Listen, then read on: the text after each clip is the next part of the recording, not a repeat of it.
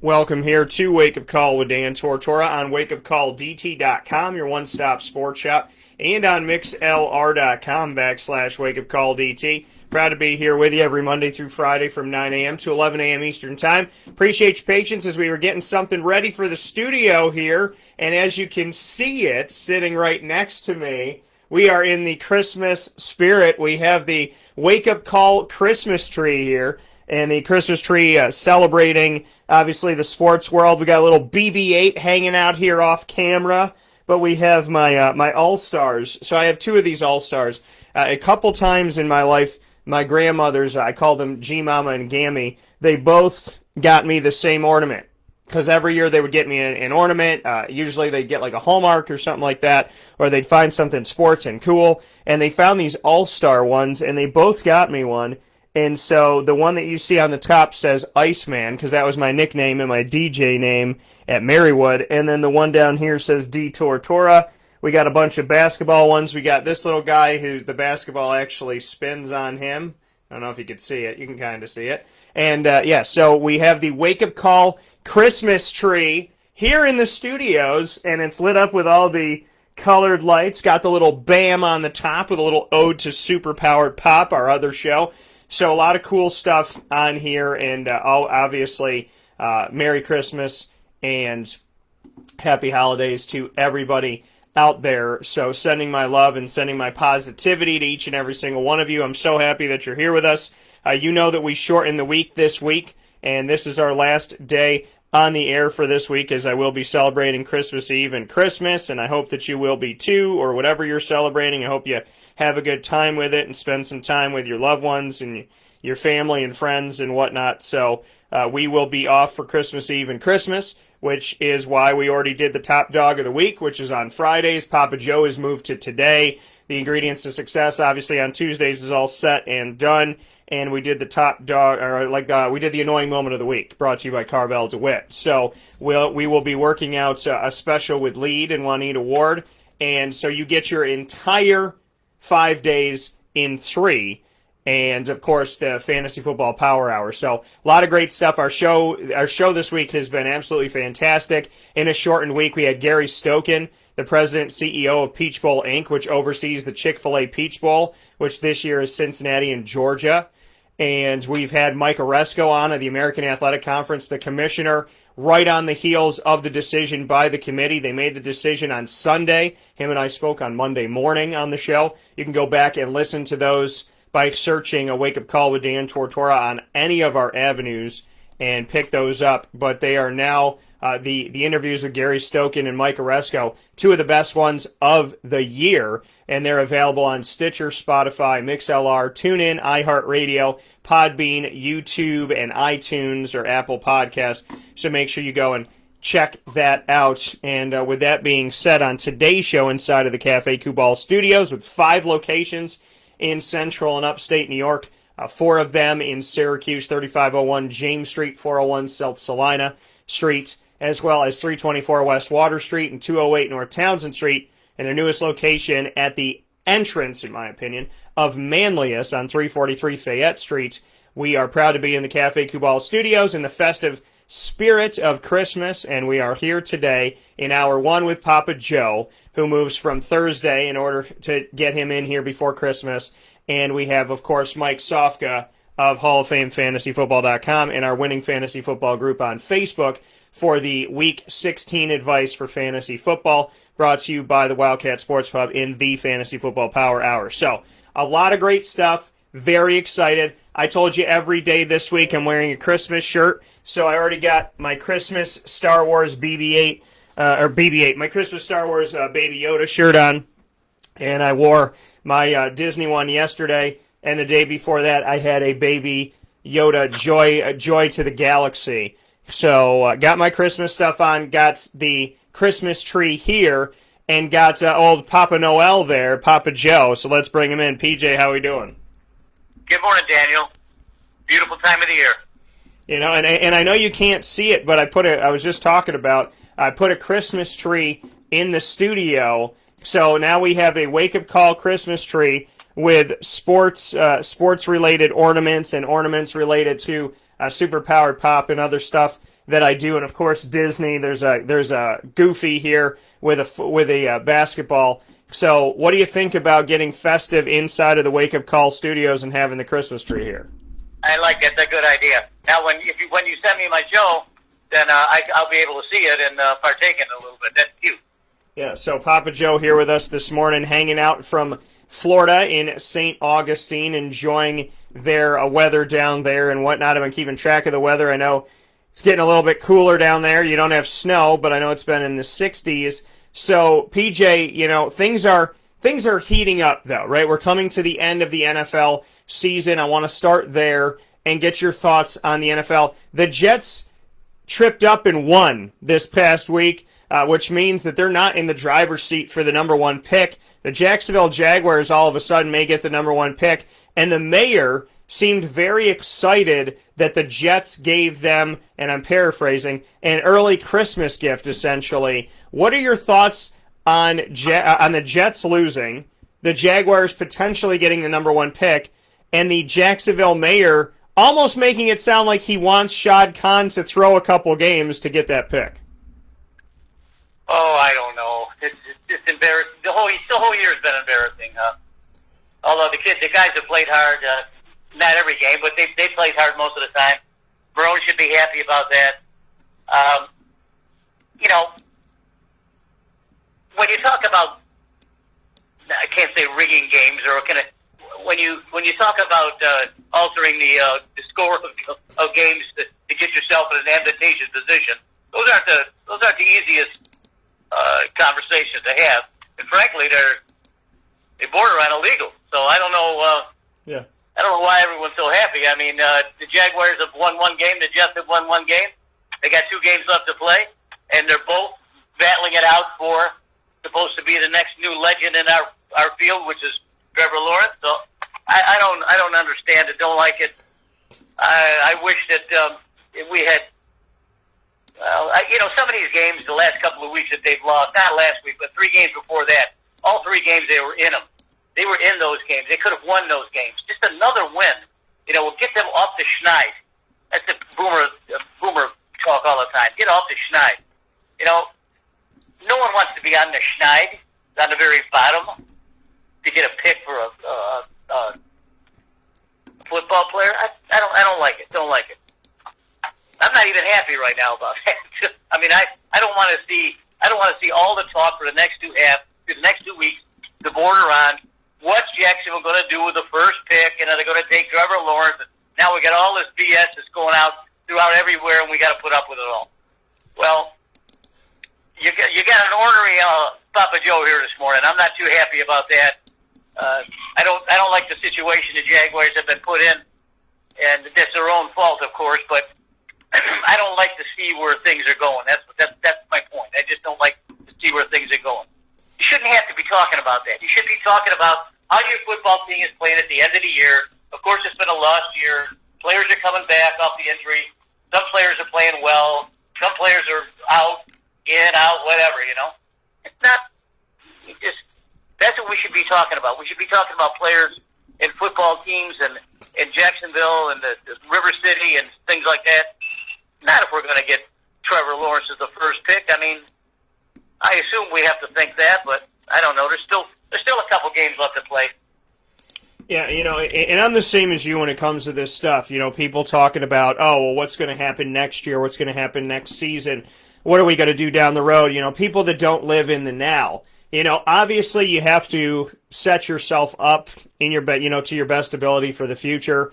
So you plan the present now to set up for the future. I get that. I understand that. But I get frustrated with this. I get frustrated with a team that's got games to play. And, there's guys that might retire after a season. There's guys that are, like you said, coming off of injury. There's rookies like James Robinson that put their heart and soul onto the field, it looks like. There's guys like Gardner Minshew who might be playing his last games as a starter. There's guys that might be cut after this year. There's coaches that might be cut after this year. So the reality of it all to me is like these games count because could be Doug Marone's last games as the head coach of Jacksonville. I would think that would be the case, but there's a lot of things that could be changing. And if you don't live in the now, I mean, you look at what happened with coronavirus. None of us were ready for it. And what it did was it turned our world upside down. And it taught us to appreciate what you got when you got it, because what if the NFL season doesn't happen on time again? What if, something happens within that? So there's so many what ifs that I think, you have to make the most of your life. And now more than ever, people should know that you can't just go, screw Monday, Tuesday, Wednesday, Thursday. I'll start living my week on Friday. And that's how it feels with, this conversation of who's going to be the number one pick, and is Jacksonville going to take a quarterback, and should they take Trevor Lawrence? And I'm sitting here saying to myself, can they finish the season strong? Can they win? I don't like the conversation about throwing games. I've never been a fan of that.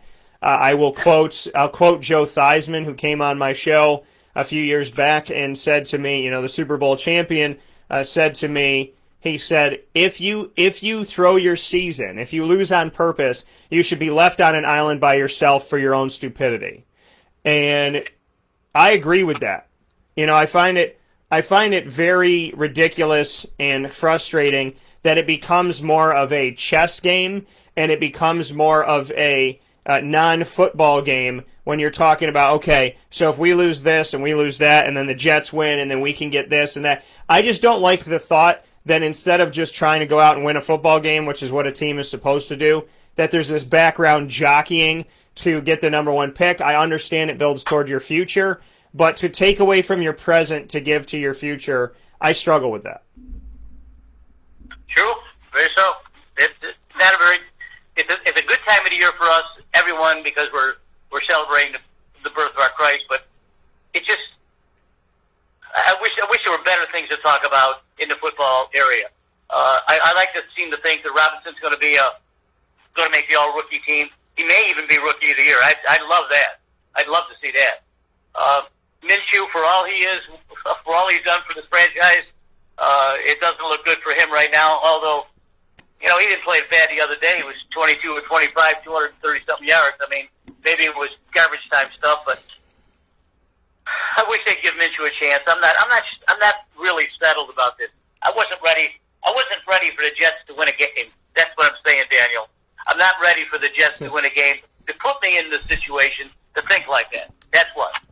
Yeah, no, and I agree with you. I mean, if the Jets continue to be the Jets and consistently finding ways to lose as opposed to finding ways to win, we wouldn't be having this conversation this morning, but we are having this conversation, and this is, unfortunately, where we're at. So, the reality of it all is, I agree with you. I would like to let things marinate, and I would like to finish off this season strong, see what they can do, and then move on from here. I get frustrated with talking about, should you throw games for the number one pick? I just find that to be disrespectful to the people that are actually playing. So, to tell your guys to lose, I thought that when they did that in baseball, that was considered a fine, and it was something that'll keep you out of the Hall of Fame and keep you disrespected for years. Or I don't know. I guess I'm crazy because I grew up thinking if you throw something on purpose, then it kind of muddies the water. But to move forward from there, PJ, to the NFL before we jump into college football really quick, the NFL is winding down here in the sense of the regular season. We are moving toward the postseason. The postseason this season will have 7 teams on each side instead of 6. There will be a 7th seed, so we will have 14 teams instead of 12. The number 2 seed will not have a bye week. Only the number 1 seed on both sides will. What do you think about the new postseason? Oh, Daniel, I suppose it's okay for the time being. I just wish all this stuff was over with and the guys could play ball and just play ball and not have to worry about all this stuff. Too many teams are in the playoff as it is. We know that. And I do this with baseball the same way. There's 50 teams and 35 of them make a playoff. That's not good. Are you looking for an upset? Probably, but not going to happen this year, I don't think. So let the powers that be do what they want to do. Let them set their schedule. Then you and I will talk about it. But as of now, I'm very disheartened. I'm very upset. I'm very sad. I'm sad for the Jaguar family. I'm sad for Mr. Khan. Yeah. I don't want to see. I don't want to see this worldly person who is a very shrewd businessman, and I don't want to see him go through this personal hell that he's got with the Jaguars that he can't fix. I mean, a guy like Khan has been all over the world. He's got deals every which way, up, down, sideways, between. You know, he makes money. He does the good things. He does the things that's proper for a good businessman. Yeah. Now he's stuck with a situation where we cannot win. He cannot win, and it now. I guess now he's put in a position where he's going to be getting rid of his coaches and all the rest of the coaches and the staff all the way down the line. I don't know what the hell's going to happen, but I feel bad for him, and I know he's not a Christian, but he certainly is a religious person, and I would pray for him and hopefully this family can pull through it okay and put some light at the end. Give us a little bit of a leadership. Give us something that we can grasp. Give us something that we can strive for. Give us something that we can learn to live for and play for. You know, I want to be able to see the Jaguars on the field as competitive as they possibly can. And unfortunately, Mr. Khan, that starts with you. You haven't had the best batting averages. We know that, but you're a good man. You're a solid guy. And I hate to see you going through this personal hell. Yeah, you know, and it's tough because, you know, when you're the owner of this team, you know, you are the boss, you're the guy. Unless you fire yourself, you're there.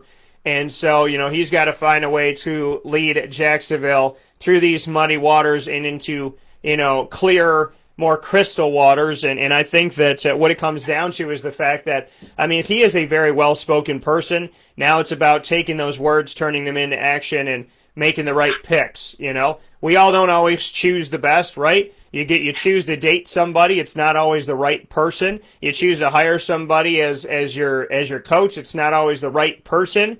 You know, you choose someone to watch your dog, and your dog might come back smelling like poo. You never know what you're going to get, PJ. But, you know, you try to do the best you can with the decisions that you make. And when you make a decision that doesn't work out, that, you know, you got to do your best to learn from that decision, see why it didn't work out, notice the problems that were there before, and then make another decision. Because ultimately, in personal and professional life, you're rolling the dice. You know, like I said, when you bring up something to me, you look up businesses that might be good for this, that, and whatever. When you bring your car to get fixed, you're trusting that business. You read all the stuff, you think that it's good, your friends told you it's good, but there's still an amount of trust. You go into dating and you learn from your past relationships and you think that this is good and that's not good, but you still have to trust. You hire a coach and you hear that he's good and you hear that this is good and that this is going to work out, but it may not work out and you have to trust. So the reality of it all is, as much homework as Shad Khan is about to put in and has put in for Jacksonville, he still has to have a level of trust and a level of rolling the dice. I'm just hoping this time when he rolls the dice, they actually come up what he wants. You know, the guy needs a bowl of strike. He's been nothing but strikeouts and spares for 10 years. I mean, how can a guy feel good about the very first owner to reach 100 losses in what was it, 10 years or something like that? You know, that's a terrible situation. That's a terrible stat that you want to be remembered for. I'd rather him. I don't know how he's going to figure this out anymore, because what he tried to do it the football way, the last way, when he brought in Coughlin. Well, Coughlin didn't work out at all. Yeah. And of course, on top of Coughlin, Marone and the rest of the boys, not going to work out. So before that was poor Gus. I mean, you know, other than maybe resurrecting Vince Lombardi, how the hell is he going to win any games? I don't understand it. He's got to win some games. He's got to get some coaches in there. He's got to get a front office staff that has good football knowledge, knows the ins and outs of everything, knows the draft, knows everything else, and can get a team that's competitive out there. If you want to give up on Minshew, go ahead. I wouldn't, because I love the kid. I love the way he plays. I mean, he's not the strongest guy, the neatest guy. I mean, but he's just a player. He's just a playmaker. I mean, you want a playmaker, you keep Minshew. If you don't, Then you get one of these big, tall, golden-haired guys like Trevor, and bring him on into Jacksonville. I don't know, Doug. I don't know. You know, and I mean, and that's the thing. I mean, call Bill Cowher, get him out of retirement. Call Jimmy Johnson. I mean, at this point, you need to make a big old splash, and you're going to have to spend a lot of money on this person, or you're gonna have to make it make sense. And it's got to be. You don't necessarily have to spend a lot of money on him, but you want to be able to keep him. So you know, Shad's got to be really smart about the next move that he makes, because the next move he makes is going to decide if the Jacksonville Jaguars are going to stay down or if they're going to come back up. Shout out to my guy Ryan Murray. That's right, brother. I'm still talking about Jacksonville after all these years. So that being said, we're going to take a step aside for a fast break. When we come back, PJ and I will use our second half of our conversation to zero in simply on the college football playoff. Does he agree with the committee's decisions of the top four and the four in general? Does he agree with the rankings? What about the American Athletic Conference? Will they ever be included? A lot of stuff coming up with PJ right after this fast break on Wake Up Call with Dan Tortora. You know where to be every Monday through Friday from 9 a.m. to 11 a.m. Eastern Time, here where sports meets life, on mixlr.com/wakeupcalldt and on facebook.com/livenowdt, all inside of the Cafe Kubal studios. We will be with you right after this, speaking on the college football playoff.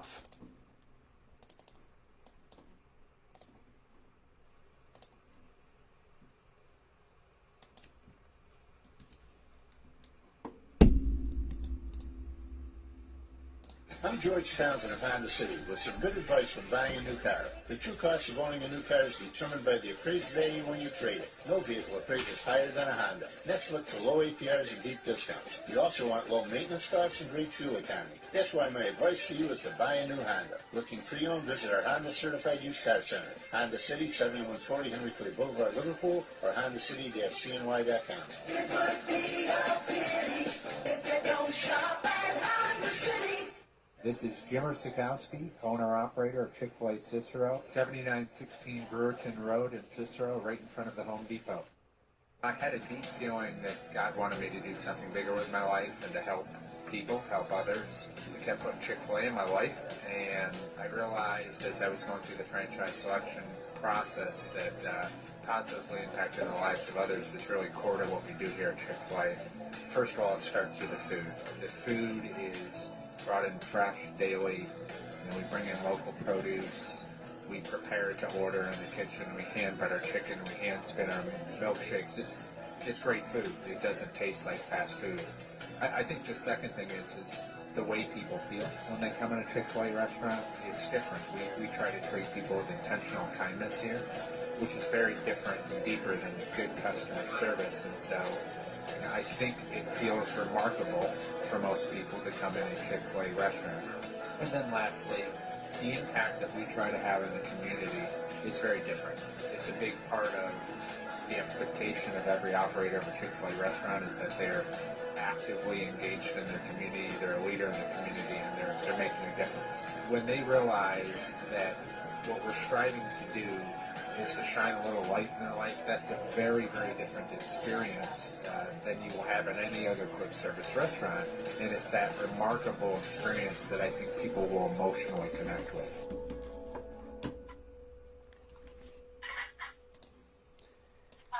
Welcome back here to Wake Up Call with Dan Tortora on WakeUpCallDT.com, your one-stop sports shop, as well as on MixLR.com/WakeUpCallDT, and of course here on Facebook Live on Facebook.com/LiveNowDT. You're inside of the Cafe Kubal studios.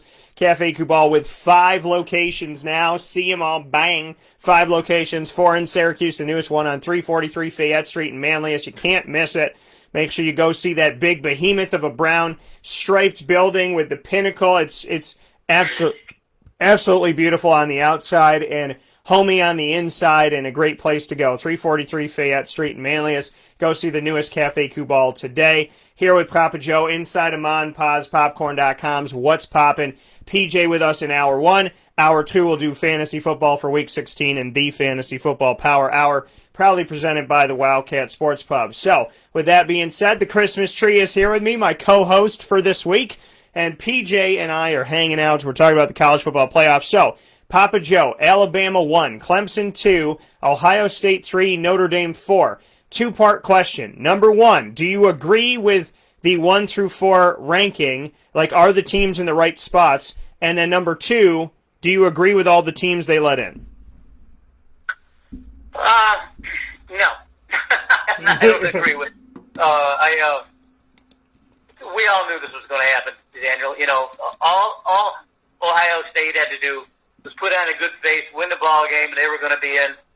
They were going to be in the championship arena with 6 wins, while Clemson and Florida and everyone else is playing 10, 11 games. They get in with 6 wins. Now, if you're a vibrant SEC fan like I am, I'm raising all sorts of hell with myself. I don't like it at all.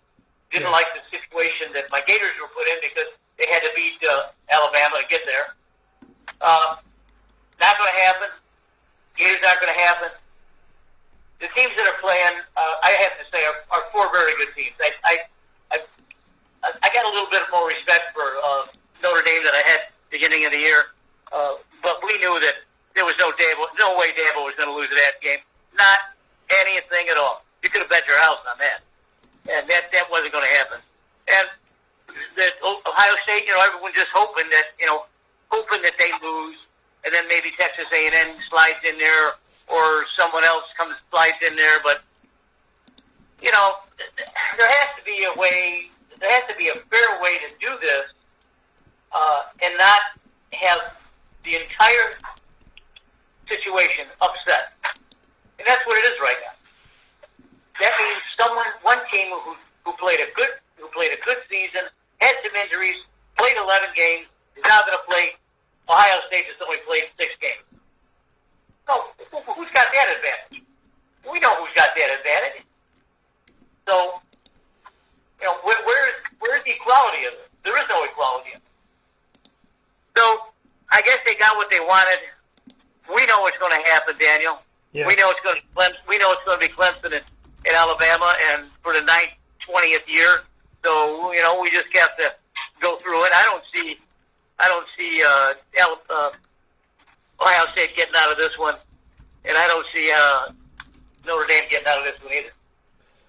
Yeah, and I look at it like this, and this is something that I've been talking about all week, and people can definitely go back and check out these shows on our on Stitcher, Spotify, MixLR, TuneIn, iHeartRadio, Podbean, YouTube, iTunes, and Apple Podcasts. A lot of great stuff coming up that we have here on Wake Up Call with Dan Tortora. My conversation with Mike Oresco, the American Athletic Commissioner, on this is already up there. My conversation with the Chick-fil-A Peach Bowl, looking at Gary Stokin of Peach Bowl Inc., which oversees the Chick-fil-A Peach Bowl, and he gave us a really awesome breakdown of what happens behind the scenes for the college football playoff selection, and just a lot of great conversation. We had the roundtable video discussion with Jason, Lucas, Brendan Murphy, and myself. So there's a lot of great stuff to go back and check, and to continue that conversation with Papa Joe. I don't think Ohio State deserves to be in. I don't. And the thing that the committee chair, Gary Barta of Iowa, what he said, and this is where you have to actually be very careful about the things you say. He said that the 3 reasons why Ohio State made it is that they won their conference championship, they went undefeated, and they beat 2 ranked teams. Well, guess what, America? Cincinnati, which is in the same state as Ohio State, in the great state of Ohio, Cincinnati won their conference championship. They beat 2 ranked teams, but they actually beat 3. And if you look at rankings throughout the year, technically they beat 4 or 5, and they played more games and won undefeated. So the reality of it all is what was good for one wasn't good for the other. And when you're going to say that, because the thing is, the Big Ten this year was trash. It was absolute and positive trash. So somebody can't, if you want to say the argument, okay, Dan, well, Cincinnati won their conference championship and they went undefeated, but they did it in the American. The American's not that good. The American had multiple ranked teams. The Big Ten this year was absolute positive garbage. It was garbage. It was a dumpster fire. This is who they had this year. To state it once again, besides the fact that Indiana played well, and I credit them, 6-1. Ohio State 5-0, Northwestern 6-1, and Iowa 6-2. Beyond that, Illinois 2-6, Purdue 2-4, Nebraska 3-5, Minnesota 3-4, Wisconsin 3-3, Michigan State 2-5, Michigan 2-4, Rutgers 3-6, and Maryland 2-3, as well as Penn State 4-5. It was disgusting. And the fact on top of all of this that if I'm Indiana, I'm pissed off as all get out about this because they said you had to play 8 games in order to qualify for the Big Ten championship game. And what did they do in the 11th hour, Papa Joe? They changed the rules to include Ohio State. Well, you know, we said that you had to do this, but you don't really have to do this because you're named Ohio State. Indiana played more games. Yeah, they didn't go undefeated. They were 6-1 instead of 6-0. And they lost that really close game to Ohio State, but they played more games. They did more out there. They put themselves one more game out there. They had more wins in the Big Ten, but they had the loss to Ohio State. They changed the rules to let Ohio State in, and I just didn't agree with it. So, you know, I mean, if I'm Indiana, I'm pissed off, and to me, it's just ridiculous. It's stupid, and, you know, they changed the rules in the conference for Ohio State, and they changed the rules in the college football playoff for Ohio State. You know, they did whatever they could to make sure they got them in. It didn't matter how many games you played. This team could have played 2 damn games, and they would have said that they would have gone 10-0. You know, and that's the reality. And Notre Dame, again, they go undefeated, but who do they beat in their season? We go and look at Notre Dame and say, okay, you beat Clemson without Trevor Lawrence. Congratulations. Who else did you play and beat? We look at their schedule. Duke didn't matter. USF didn't matter. FSU didn't matter. Louisville didn't matter. All unranked. I should say unranked, so let me start over. Duke unranked. USF unranked. FSU unranked. Louisville unranked. Pitt unranked. Georgia Tech unranked. Had the win over Clemson. BC unranked. Syracuse unranked. And then they beat North Carolina, who's been up and down and around the corner in the rankings this year. And then with an actual Clemson team, and what I mean by that is Trevor Lawrence, they lost by 24 and got embarrassed in the championship game. So and Pittsburgh's gone there and gotten embarrassed in the championship game. You know, we look at the fact that when they played a full-strength Clemson team, when they played a Trevor Lawrence-led Clemson team, and not that the backup was bad. Keep in mind that backup quarterback Uiagalelei, who played for Clemson against Notre Dame in the game that Notre Dame won, it took overtime for Notre Dame to beat Clemson's backup quarterback 47-40. And what does the committee say? Well, you know, we gave them credit for the win earlier in the season. It was without Trevor Lawrence, it was at home, and it took you overtime to get that victory against a backup quarterback. Then you play the starting quarterback and you lose by more than 3 touchdowns. So your best win was a win against a team that didn't have their starter, and it still took you overtime to win. And they're saying that that's good enough. Where Cincinnati does what they do, and what do they say? Well, you beat Tulsa, but you didn't beat them by enough. And I mean, to me, we know that the committee is flawed. We know that the committee does whatever they want to do at the end of the day. But Papa Joe, the reasoning for Notre Dame getting in because they went 1-1 against Clemson and barely beat a backup quarterback to, you know, because you talk about barely winning, well, that's a barely win. And so you look at that, and then you look at Ohio State and say, well, what the hell would they have been if they played another half of their season? Would they have been 6-5? Would they have been, you know, would they have 3 losses? Would they have 2 losses? So I just think that it's disrespectful to the rest of the country, including Cincinnati and Texas A&M, to do what the committee did. That's true. I mean, there's a lot of teams that are lumped into the top 10 that could have qualified for the championship game, but didn't under this, like you say, flawed material that they're saying out there. Ohio State didn't look like the same Ohio State team that I saw beat Indiana. Yeah. When they played this last week. They did not look good. They did not look sharp. You got to credit Northwestern for that. Pat Fitzgerald done a hell of a job over there. I wouldn't be too surprised if he lands a big-time job here pretty soon. Not that Northwest is not a big-time job. Of course we is. But I'm talking about the NFL and the flashing their multi-million-dollar contracts at him. I wouldn't be surprised if he takes off. He deserves everything. He deserves everything.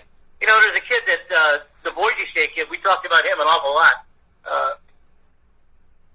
and he's now got himself a big time job. Leaving Boise State and coming to the SEC. Oh Yeah. my goodness! Brian Harsin moving to Auburn, just accepted the job. Yep. Right. Is that something or what? So you got musical chairs happening all over the place here now, and I want to be able to wish the teams that are playing good luck. Hope you play healthy. Give it your best all. Make all the people money, because that's the way it's supposed to be. Ohio State has got a huge fan base, alumni base. So it doesn't surprise us, Daniel, that this happened. Did we like it? No. Did we see it coming? Yes. But we still don't like it. So there we are.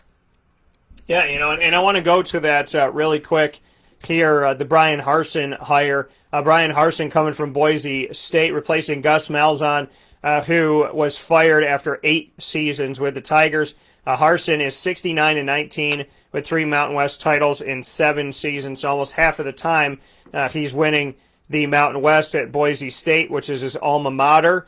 And so that's what we got here, taking a look at it. Harsin said, quote, "I knew it would take a special opportunity to get me out of Boise, and Auburn is exactly that, the chance to compete at the highest level for one of the greatest programs in college football. I have a tremendous amount of respect for the coaches and players in the Southeastern Conference, but am ready to help build a foundation at Auburn where we can consistently compete for championships. I want our program to make Auburn proud, both on and off the field, with consistent excellence," end quote. So we look at that's in ESPN was saying that Louisiana head coach Bill Napier and Clemson D coordinator Brent Venables turned down the job. And so we look at Gus Malzahn. He was 6-4 this season. It cost Auburn more than $21 million to buy him out of his contract, which is pretty intense there, pretty crazy. But that's what it did, over $21 million to get him out. What do you think about the Boise State coach? I mean, we look at Mike Leach came over from the Pac-12 from Washington at Washington State and found his way to Mississippi State. He'll play Tulsa in the bowl. And so you got Mike Leach there. You got Lane Kiffin coming from FAU and coming back into the SEC with Ole Miss. Now you got Brian Harsin coming from the Mountain West of Boise State. What do you think about all these moves? The newer coaches in the SEC, the Brian Harsins, the Mike Leaches, and the return of Lane Kiffin. What do you think about what that's doing for the SEC, a conference that I know you respect? Oh, sure. I'm looking forward to it. I'm sure that, what bothers me, being a corporate person that I was and having to deal with finances almost on a daily basis.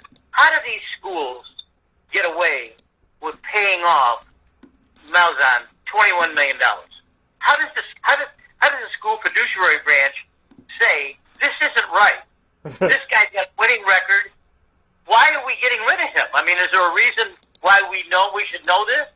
And Gus Malzahn's a hell of a coach. I mean, he's got a good record. I mean, come on. I mean, who's pulling the strings with these kind of deals? Every school goes through the same thing. The Mike Leaches and the Lane Kiffin, everyone's got this sandbag that they lean on with several $1 million worth of buyout. Well, hell, Gus Malzahn, he's going to wind up on ESPN next year probably. Going to have a ball doing it because he's a loquacious guy. I love to listen to him. But who's making these decisions for these multi-billion-dollar bailouts? I don't get it. As for the other schools, there's going to be some good coaches out there just looking for a place to land.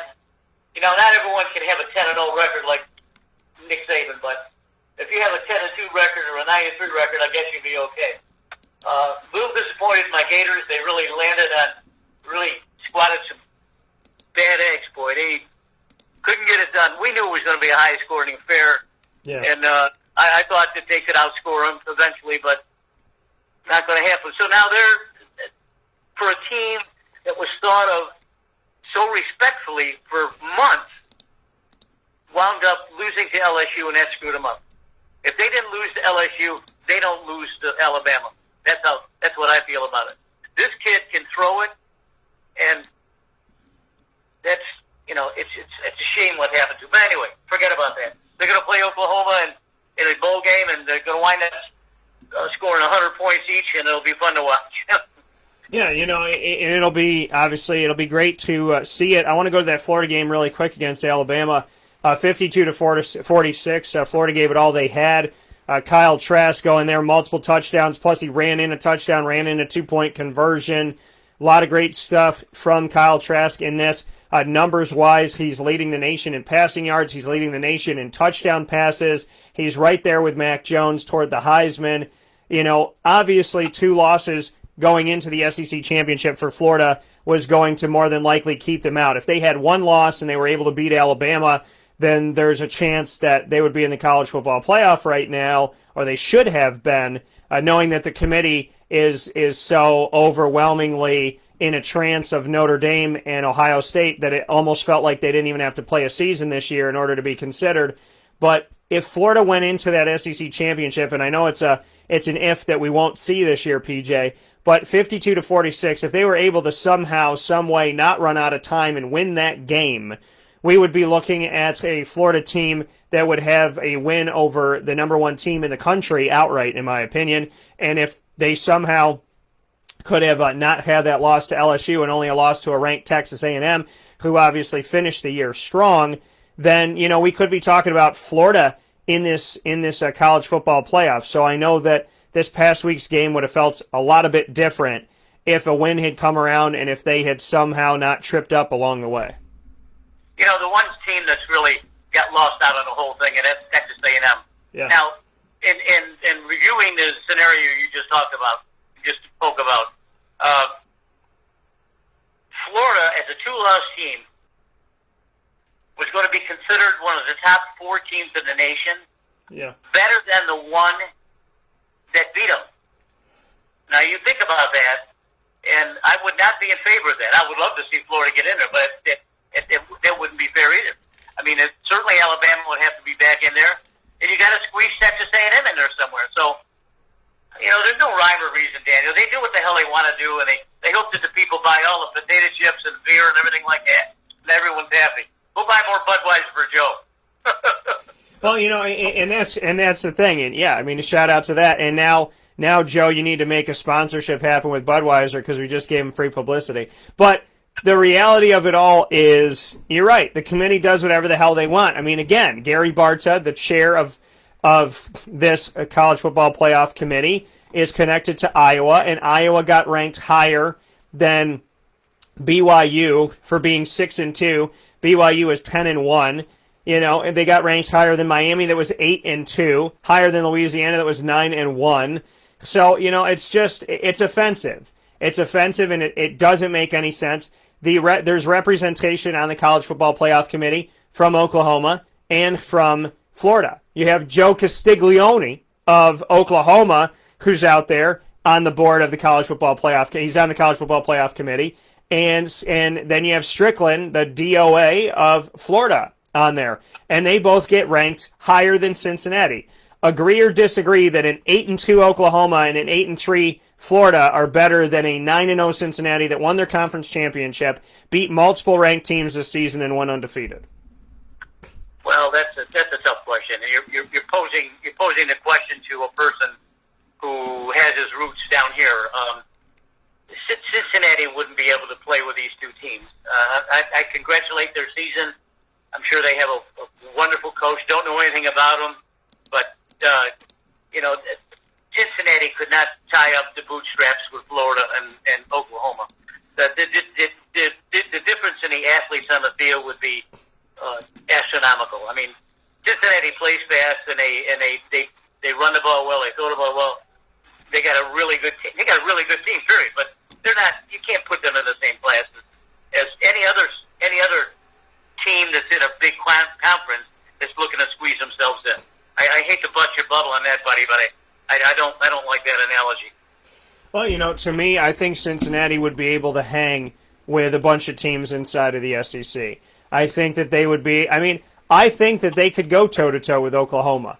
I think Florida's a really good team, but Cincinnati defensively would do some things that maybe Florida wouldn't do defensively because Florida struggles there.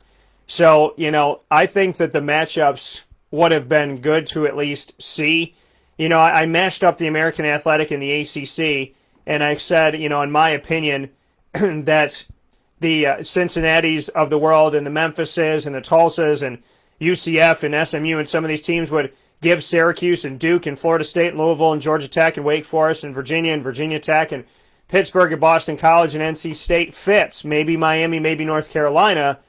Clemson is a team that I think that, almost everybody would struggle with because they do, even Alabama. But Notre Dame up against Cincinnati, I would like to see that. I'd like to see what Ian Book would do in a game like that. I think if you put Cincinnati in the Big Ten, they'd win a bunch of games this year. And if you put them in the SEC, then, I think that seeing how they play against the majority of the SEC would be nice to see. We're going to see Tulsa play Mississippi State to see what they could do. Mississippi State gets a bowl game at 3-7 this year, and which is disgusting because you look at Tulsa, and Tulsa's record far better. Tulsa ends this season ranked in the college football playoff top 25, and they're 6-2, and they're playing against a 3-7 Mississippi State team, and they're probably the underdog. So you know what I mean? It would be nice to see some of these teams play each other. Now, the American schedules SEC games and ACC games and Big 12 and Pac-12 and Big 10 games. So they do that, and they do play up against some of these teams. And then somebody will say, well, you scheduled Nebraska, or, you scheduled Rutgers, or it doesn't matter. You want them to schedule Power 5, they're scheduling Power 5. Ohio State is not going to schedule UCF. Okay, now they scheduled Cincinnati, and that was good. And Cincinnati lost, and it taught them something. But it's something that, Cincinnati loses that game, and then how many games do they lose from there? So, the reality of it all is, yes, these teams are good. Yes, they're strong. Yes, they come from big conferences. But we've seen UCF win the big-time games. We've seen Houston win the big-time games. We've seen, Memphis and Cincinnati go toe-to-toe and play in some of these big-time games. We have seen the American Athletic take down some of these teams. And we saw Tulsa give Oklahoma State everything they had, and Oklahoma State barely got out of there alive 16-7. So the reality of it all to me is I do think the American is deserving, and Papa Joe, unless they expand the college football playoff, they're never going to let them in. No, that's true. But you bring up these teams that you talk about frequently, and you're justified in doing that because you follow the conference, and there are some good teams. One of the areas that I've noticed in the last 3 years that has really jumped up when I look at football games is the speed of the game. I'm a big speed guy. You go down on the SEC, you got speed everywhere. You go to the ACC, most of it, you got speed everywhere. The Big Ten, they're getting there, but some of these little teams that are coming, like Cincinnati and Tulsa and UNF, or not UNF, but UCF back a couple of years ago, the speed of play was increased a great deal, and that's what Lane Kiffin brought to Mississippi. That guy can quicken a game in a heartbeat. If you have to go to the bathroom and come back, you could lose 14 points in a heartbeat. That's what these guys bring, though. That's what Mike Leach brings, and that's what this young man's going to bring from Boise State. Let's face it. Boise State landed on the map years ago when they were undefeated and they beat an Oklahoma team in the Fiesta Bowl, I think it was. That's when the new conference or the new team is starting to evolve, starting to play bigger and faster than the big teams. Now, I tell you, they're catching up. They're catching up. I do have to say that I noticed one guy that I haven't seen it all this year. It's Zach Wilson from BYU. Yeah. Man, that kid can throw. Right now, as doing all my research and stuff, he's second rated behind Trevor Lawrence. You heard it here with Papa J. He did.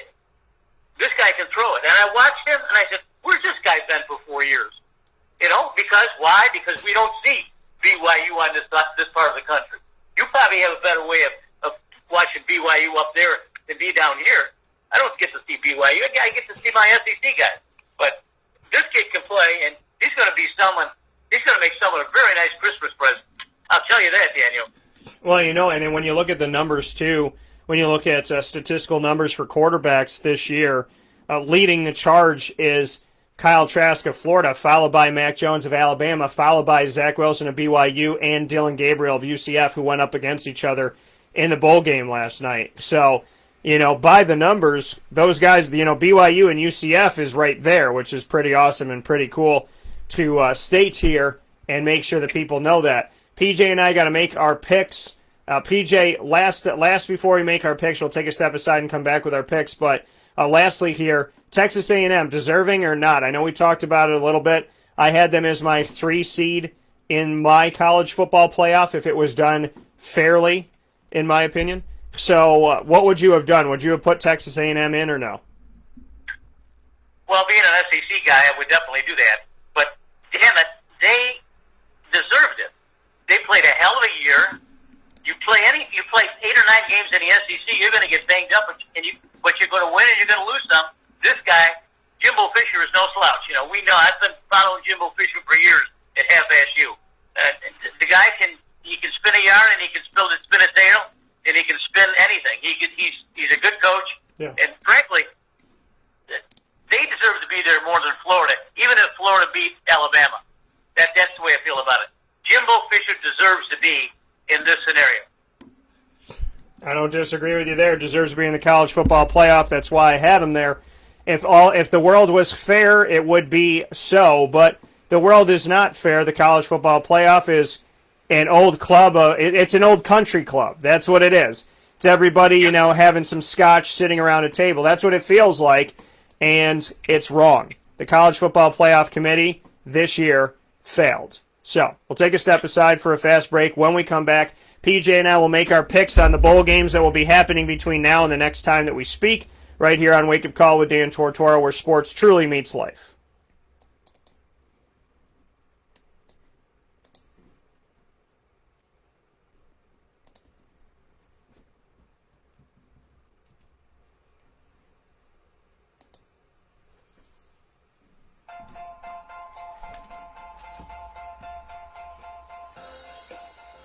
Cafe Cabal Mobile Cafe brings the cafe experience to you. We'll roll out to your neighborhood or office, ready to serve our locally crafted espresso bar to our loyal patrons. Inquire at cafecubal.com. Cafe Cabal, coffee for your soul.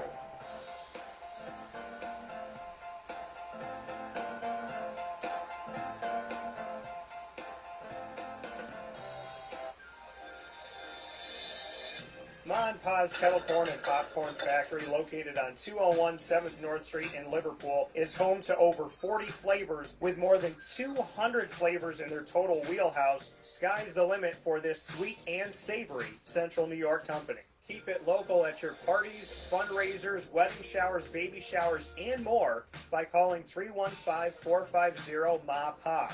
That's 315-450-6272 for popcorn bars with custom flavors and colors at your upcoming event. Make sure to visit them on 201 7th North Street in Liverpool, New York. And for more information, go to maandpazsnacks.com. Ma and Pa's Kettle Corn and Popcorn Factory. How corny are you?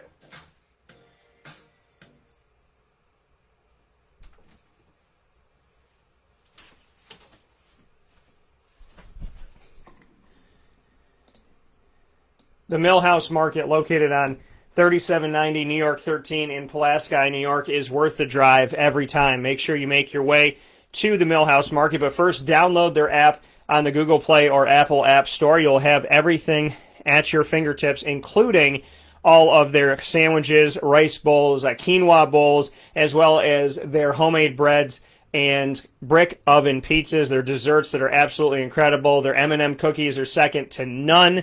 I know there's a lot of people that try, but nobody does it like the Millhouse Market, as well as their sandwiches that are named after the families that helped to settle what is today's Pulaski. So make sure you download that app, contactless pay on the app, in a drive-up window to grab your food and go. The Millhouse Market giving us fantastic combinations you wouldn't even think of, making your taste buds happy and making it absolutely, positively worth the drive every time. So with that being said, find your way to 3790 New York 13 in Pulaski, New York, today and every Tuesday through Sunday here in our community of Central and Upstate New York. Here on Wake Up Call with Dan Tortora inside of the Cafe Kubal studios, we're on mixlr.com/wakeupcalldt for those of you tuning in.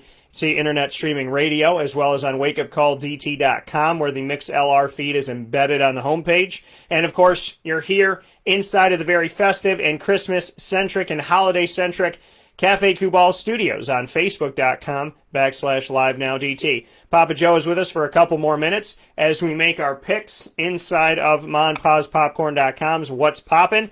It's great to go to MonPazPopcorn.com and use the promo code DT20. That's DT20 to get 20% off ordering from any one of the 50 states in our union. You order from them, have them shipped to you, you get 20% off online. Even if you're picking it up in the store, you'll get 20% off. All you have to do is go to MaandPazPopcorn.com and type in the promo code at checkout, DT20. That's DT20 for 20% off. With that being stated, Papa Joe and I have our picks to make. Once we do that, we will bid Papa Joe adieu on this holiday week and talk with him very soon. But, PJ, we got games to choose. We're going to go through all the games that haven't been played yet. We know that Appalachian State played the first game. It was the Myrtle Beach Bowl. They defeated, which may, in Myrtle Beach. Bowl. Yeah, the Myrtle Beach. I'm going to do the Syracuse Bowl. I want to start making this. We're going to have the Wake Up Call Bowl. I said eventually I'm just going to buy a bowl. I'm going to go, you know what? I'm doing a Wake Up Call one. It's going to be this, this, and this. I'm going to promote the heck out of my show and everything we do. We're going to sell it out. It's going to be great. But the Myrtle Beach Bowl, Appalachian State beats North Texas 56-28. The famous Idaho Potato Bowl, Nevada beat Tulane 38-27. In the Boca Raton Bowl, BYU defeated UCF last night 49-23. So that brings us to the R&L Carriers New Orleans Bowl that will be played tonight, PJ, on December 23rd. For those of you watching live and listening live, Louisiana Tech and Georgia Southern at the Mercedes-Benz Superdome in Louisiana. What do you have for the New Orleans Bowl between Louisiana Tech and Georgia Southern? I've always liked the way Georgia Southern plays football. Okay. Go back with Paul Johnson when he had the 2 yards in a cloud of dust and they would hold the ball for 50 minutes. I sort of like Georgia Southern doing the same thing here. I'm gonna go with Louisiana Tech. So Louisiana Tech versus Georgia Southern in this one. PJ is going with Georgia Southern, and I will be going with Louisiana Tech. So let me make sure that we put these in here so people got them. Georgia Southern, and because we'll be following our bowl predictions, and the next time that PJ and I are on the show together, we'll see who was right and who was wrong, and if we were both right or both wrong about some of the ones coming up here. Next one we have, PJ, the Montgomery Bowl, Memphis against FAU. The irony of this is that Memphis is inside of the American Athletic. The head coach of FAU, Willie Taggart, used to be inside of the American Athletic with USF. He will now coach his team in a bowl game against Ryan Silverfield, who took over Memphis and had them in a winning record after Justin Fuente put them on the map, and then Mike Norvell kept them on the map. Ryan Silverfield doing a good job with Memphis, who obviously knows how to pick their coaches, and Willie Taggart at FAU trying his third stint in the state of Florida after coaching at USF and Florida State before. What do you have for the Montgomery Bowl? Oh, I like Memphis awful lot in this game.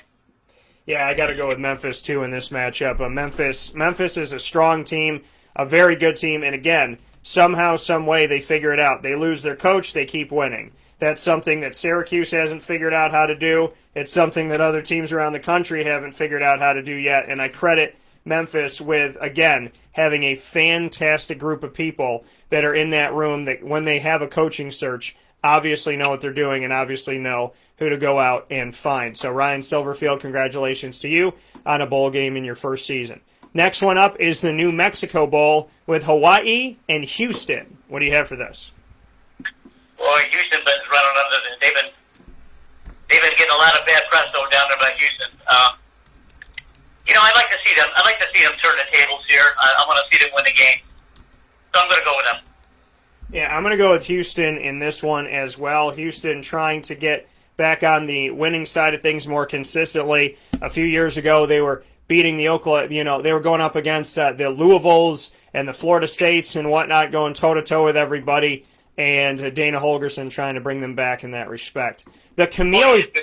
You what? He's a good coach, that guy. Dana Holgerson. Yeah, they're lucky to get this guy. He's a really, really first-class coach. Yeah, and Syracuse, and going back to roots in Houston, Syracuse knows all about him, having played West Virginia numerous times when he was the head coach there. That Hawaii-Houston game will be played on Christmas Eve. On Christmas Day, we will have the Camellia Bowl with Buffalo and Marshall in Montgomery, Alabama. The Crampton Bowl gets another game in Montgomery, Alabama, so they will be hosting more than one game. What do you have for Buffalo and Marshall on Christmas Day? Oh, jeez. I do not want to watch football on Christmas Day, James, but I may have to watch this one. Why? Because MT is a Marshall graduate. And so every time Marshall comes up or something, she says, why don't you say anything about Marshall? Well, MT, I'm saying something about Marshall now. MT, you're going to win this game.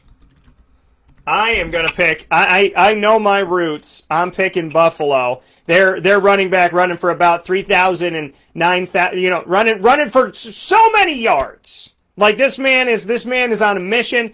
Mike Washington's going to be going there from CNS, and he's looking to be a man on a mission and continue that rushing attack for Buffalo. I'm going Buffalo. December 26th, UAB in South Carolina got canceled in the Union Home Mortgage Gasparilla Bowl. The Cure Bowl will go on, though, PJ, and that's going to be in Orlando, Florida at Camping World Stadium. This is a bowl game I actually want to go to the day after Christmas. It's Coastal Carolina playing Liberty.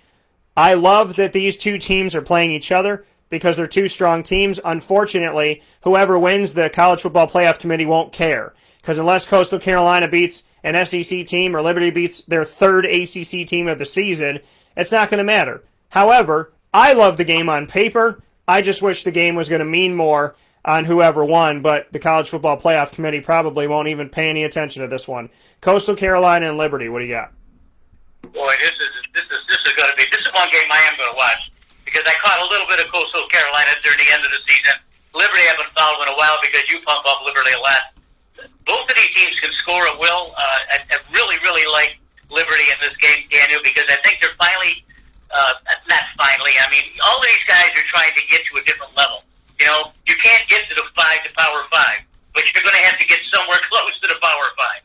So if you can be a team here or there to show your wares, that's fine. But I look for Liberty to do well here. It's very hard for me to not pick Liberty, having seen them this season and focused on it, but there's something about Coastal Carolina that's got me really excited. So I'm going to give the slight edge to Coastal Carolina. I hope that this game is at least 3 overtimes. I hope the game takes 4.5 hours to play because I want to watch it all day long. Next game up is the Serve Pro First Responder Bowl. Number 19, Louisiana, going up against Texas San Antonio. Louisiana will be in a bowl game. Those Ragin' Cajuns will be going, but the Ragin' Cajun of Ed Ogeron will not be in a bowl game. What do you think about Louisiana up against UTSA? The last 2 years, Louisiana's been making a lot of noise, and they're going to continue to do it. They got a good coach down there. They got a really good program, and they play fast. Yeah, I got to go with Louisiana in this game as well. Somebody that the committee did keep in the college football playoff top 25, so I do appreciate them doing that, having some respect for the team. Obviously not enough of respect for teams outside of the Power 5, but I do appreciate it. That game will be played in Dallas, Texas. The Lending Tree Bowl, Western Kentucky and Georgia State. Georgia Southern and Georgia State at one time were not Division I-A FBS teams. Now they're both in bowl games. Says a lot about them. Western Kentucky, Georgia State, what do you got? I like Western Kentucky. Western Kentucky used to have a pipeline down here in St. Augustine. There were several players that used to get recruited from St. Augustine High School to go to play to Western Kentucky. And those guys, got a college Kentucky. I sort of like the flavor that they come out, and I'd like them in this game too. I'm going with Georgia State. It was hard for me to go against Georgia Southern in this game. I got to go with Georgia State and see what they could do in this matchup. The Military Bowl, never thought I would say this, but this game has been canceled on December 28th. This is one, PJ, that, Oklahoma State, I think, is kind of a joke this year, how high they've been ranked when they almost lost to Tulsa. And they put them 6th in the nation, then they were 11. So I think their rankings has been a little bit ridiculous. And that brings me into December 29th's Cheez-It Bowl. Number 18 Miami against number 21 Oklahoma State in a bowl game named after a cracker. What do you have for this game that will be played in Orlando, Florida?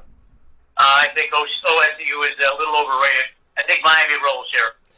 Yeah, I got Miami against Oklahoma State. I'm hoping that Miami will do some justice of all the teams that I cover very closely here. I'm hoping that Miami does some justice in this one because Miami's had some good moments this year and Oklahoma State has just been vastly overranked. So I don't get it. I don't understand it. And hopefully Miami will take care of business on the field. It looks like it'll be a good game namesake-wise, but I just haven't bought in Oklahoma State all year. The Valero Alamo Bowl, number 20 Texas with Tom Herman and all of that stuff going on, will be played in San Antonio, Texas against Colorado. What do you got?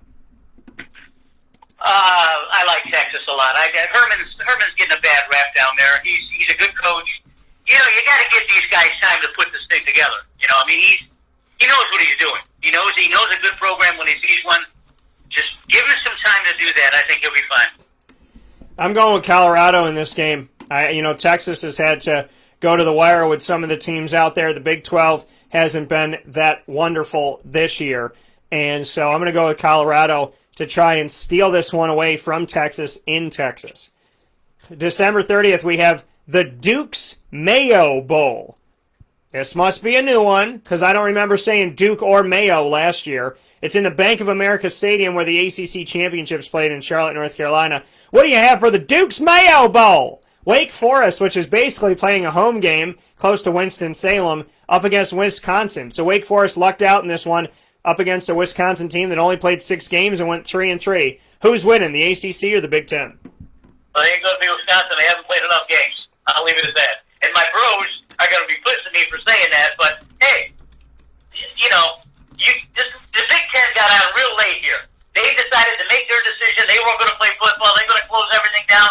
All of a sudden, the ACC and the SEC start building up. They start playing games. All of a sudden, the Big Ten wants to play football. It's not the way it works.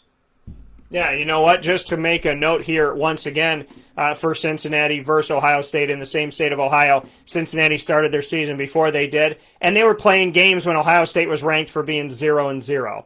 Next one up, the Trans-Perfect. Every single year, it seems like the Music City Bowl gets a new sponsor, and it changes. Which, that's okay. Hopefully they find the right one. The Trans-Perfect Music City Bowl. Number 15, Iowa, up against Missouri. What do you have, PJ? I like Iowa in this game. Yeah, I'm going to pick Iowa, too. And, I got them winning this matchup. I feel like they'll be able to squeak this one out. The Goodyear Cotton Bowl Classic. Number 6, Oklahoma, going up against PJ's number 7, Florida, in the AT&T Stadium where the Dallas Cowboys play in Arlington, Texas. What do you have for our final bowl game, which is fitting because PJ is a Gator through and through. The final game that we will give our prediction on before the next time we speak is Oklahoma and Florida. What do you got? Well, you people better strap it up because this game is going to be fun to watch. And if you think that Oklahoma State's got a good, you think Oklahoma's got a good offense against a poor defensive team like Florida, you're probably right. But Florida can score on anyone. They proved that. How can you score 46 points against Alabama and lose? Now, Oklahoma, I love you, but my Gators are going to come through tough here. I know that there's been some talk down here about some of the kids that are going pro already. Kyle Pitts has already made that announcement. Yeah. He's not returning for the bowl game. He's going right to the draft. So there's 100 yards and 2 touchdowns right there. So it'll be fun to watch. It'll definitely be fun to watch. I'm also going to pick the Gators in this matchup. I think they'll be able to push it through and find a way. Like you said, if they could do that to Alabama, I would believe, as long as they stay focused and stay poised, that they can take care of Oklahoma pretty swimmingly. So I'm going to go with Florida in this game. PJ, final note, Christmas. What are you most excited about for Christmas, and what does your faith mean to you? I need my help, Daniel. That's what keeps me going. Yeah, so you need your health, and we'll be praying and hoping that you have that. What does the Christmas season mean to you as far as your faith and your belief in God? Well, I'm deeply religious.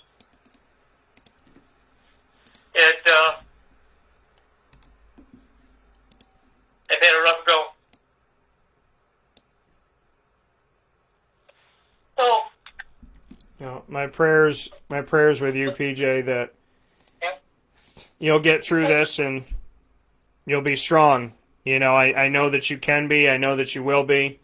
You and I are normally together multiple times throughout the year, somewhere between 8 to 10 times a year. And, we've spent a full calendar year away from each other due to Corona and only because of Corona. So it is my prayer and my hope that I will be able to see you soon and be able to, have these conversations face to face. I love you. I'm there for you. And anything you need, that I'd be more than happy to give you whatever I possibly can. So please stay safe. Please stay healthy. Thank you for your dedication to the show. Thank you for your positive spirit. And I know that sometimes you're having a horrible day, yet you come on here and you laugh and you give it your all, and that shows who you are as a person, and it shows a tremendous person that I love very deeply. So thank you for all that you do. Know that you have my love and my support. You have my prayers and my well wishes, and anything you need, you got. So stay strong, stay safe, and know that I'm always by your side. Thank you, Daniel. It means a lot. And I'll talk to you soon. That coming from Papa Joe. We love him. Coming from PJ here on Wake Up Call with Dan Tortora. He's had a really tough year. People forget that this year has had Corona, but there's ailments that go on. PJ's been through so much, multiple bouts with cancer and pain and nerve damage and stuff, and it's just, I don't ever wish anybody to suffer, especially not the good ones. And Papa Joe is a great one. He's not even a good one, he's a great one. So to everybody that listens and watches this show, to your loved ones, your family and friends, I believe that prayer works. If you could all put prayers forward for Papa Joe, even just looking up at God, or, whatever you call him, if you could just look up today and say, Lord, please watch over Papa Joe. Heal him completely and for good. Heal him through you and help him to handle whatever comes his way. If you could just pray for healing hands to be on Papa Joe and for the rest of his life to be long and fun and go by slowly and be pain-free and well, just please, God, help us all and help Papa Joe. If you could say anything today, folks, I'd love for you to say something in a positive way. For a man who is a father figure in my life and one of the greatest gifts that God ever gave me. And he gives me that gift every day. And I try to give you that gift every week by asking him to be a part of this. I didn't want to be selfish and hold them all to myself. That's why I put him on the show. So I love you, Papa Joe. And to everybody out there, send your love to PJ. I would greatly appreciate it. And any prayer that you can give him would be very, very, very, very much appreciated. So don't think that prayer doesn't go a long way. It absolutely, positively does. So if you could send him a prayer, I would greatly, greatly thank you for that.